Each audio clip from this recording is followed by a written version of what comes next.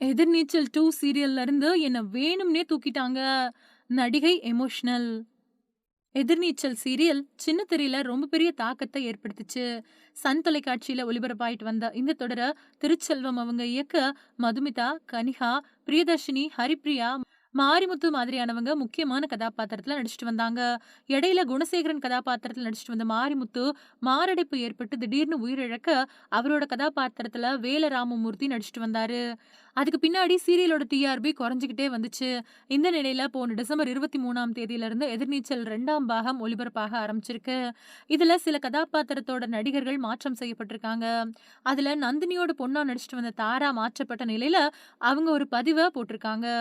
முதல் பாகத்துல தாராவா நடிச்சவங்க தன்னோட இன்ஸ்டாவுல திருச்செல்வம் அங்கிள் வேணும்னே இந்த தொடர்ல இருந்து என்ன நீக்கிட்டதா சொல்லி அவங்க ஒரு பதிவு சமூக வலைதளத்துல போட்டிருக்காங்க. அந்த பதிவு இப்போ வைரல் ஆயிட்டு வருது.